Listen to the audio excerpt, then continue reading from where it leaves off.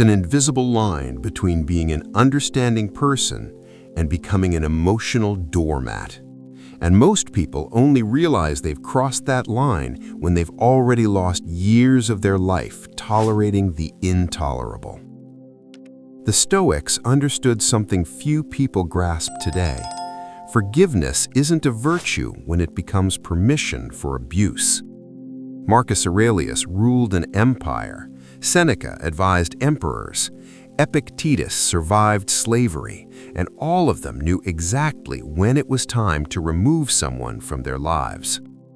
Today you're going to discover the 4 behaviors the Stoics considered unforgivable, not because they were cold or resentful people, but because they deeply understood the value of their own time, mental peace, and dignity. And before we continue, subscribe to the channel because here you'll find wisdom that protects your mind, strengthens your character, and teaches you to never again accept less than you deserve. Behavior 1. Manipulation disguised as care. This is the most dangerous one because it comes wrapped in kindness. The person says they're worried about you, but they're actually controlling you. They use emotional guilt as a tool. They make you feel like you're always owing something, that you're never grateful enough, that you disappoint them when you make your own decisions. Clear signs. They make you feel guilty for things that aren't your responsibility. They twist your words to make themselves the victim. They use phrases like, "After everything I've done for you, if you really loved me, you always do this to me." Marcus Aurelius said, "The best revenge is not to become like those who harmed you," but he also knew that allowing manipulation is becoming an accomplice to your own destruction.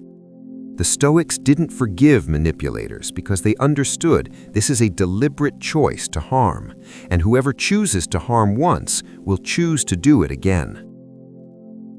Behavior 2. Disloyalty in difficult times. Anyone can be your friend when everything's going well, but the Stoics measured character by moments of crisis. This behavior manifests like this.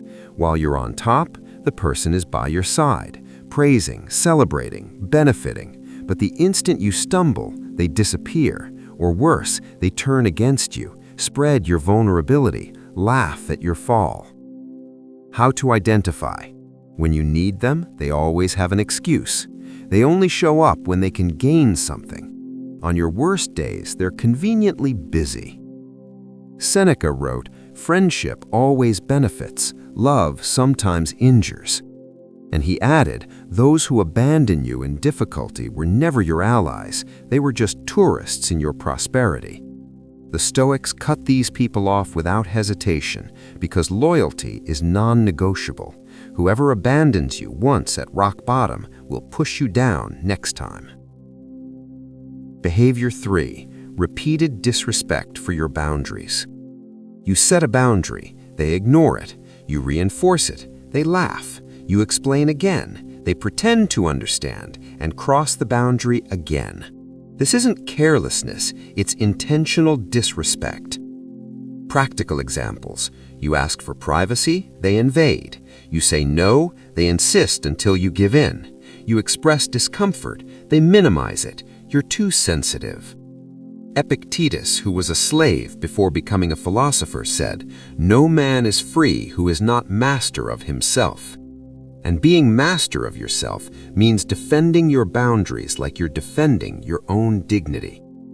The Stoics understood that whoever repeatedly disrespects your boundaries doesn't see you as an equal. They see you as territory to be conquered, as a will to be bent. And this is one of the things that should never be forgiven, because accepting it means losing yourself. Behavior 4. The betrayal of trust. This one needs no long explanation, but deserves full attention. Betrayal isn't just sexual or romantic. Betrayal is breaking a serious promise without remorse, revealing secrets you confided, harming you behind your back while smiling to your face, lying about something fundamental and acting like nothing happened. Marcus Aurelius faced political, family, and military betrayals, and even as emperor, he wrote, "The best way to revenge an enemy is not to become like him." But he also cut from his life those who betrayed his trust, because forgiving betrayal isn't wisdom, it's self-deprecation. The Stoics believed trust is the foundation of any human relationship. When that foundation breaks, there's no structure that can sustain it. And trying to rebuild on rubble is wasting time you'll never get back. The line between forgiveness and weakness. Let's be clear, the Stoics weren't vindictive. They simply understood the value of their own time and mental peace.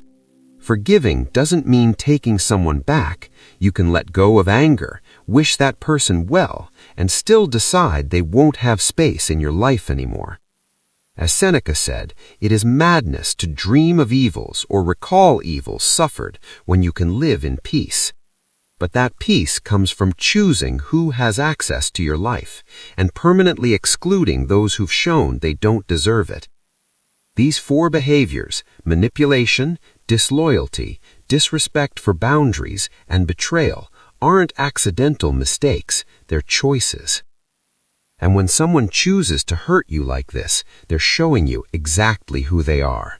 Believe them the first time. What to do now?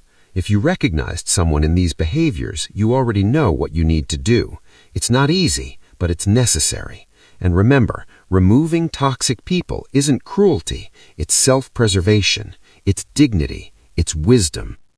If this video resonated with you, subscribe to the channel and hit the bell, because the mission here is clear: to make you mentally stronger, emotionally more balanced, and capable of protecting your peace at all costs. And never forget, the world will test your boundaries, but the one who defines those boundaries is you.